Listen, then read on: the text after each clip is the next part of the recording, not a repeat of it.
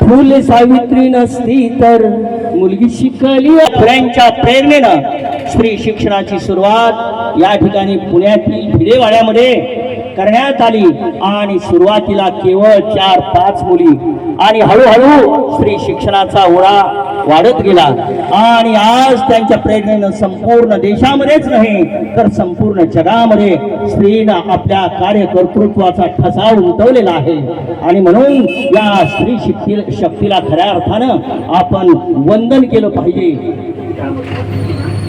आणि म्हणून सर्वांना विनंती आहे, सगळ्यांनी या मातेचा जयघोष करायचा आहे. क्रांती ज्योती सावित्रीबाई फुलेंचा, क्रांती ज्योती सावित्रीबाई फुलेंचा, क्रांती सूर्य महात्माचा, भारत रत्न डॉक्टर बाबासाहेब आंबेडकरांचा.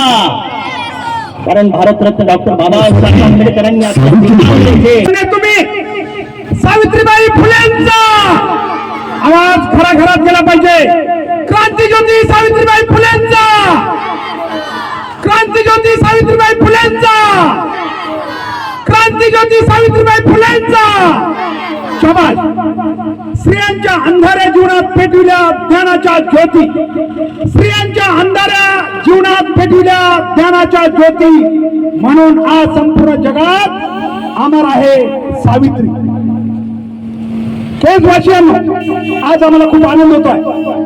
ज्या क्रांती ज्योती सावित्रीबाई फुलेंनी महिलांसाठी प्रचंड मोठं कार्य केलं, त्यांची हा जन्मोत्सव, ही जयंती केजच्या रस्त्यावरून या केजच्या आमच्या सावित्रीच्या सानिध्यात आम्ही काढत आहोत. मित्रांनो, आताच माझे सहकारी माननीय हनुमंतजी गाडगे सर आणि हनुमंतजी सौदागर यांनी क्रांती ज्योती सावित्रीबाई फुलेंच्या जीवन कार्यावर प्रकाश टाकला.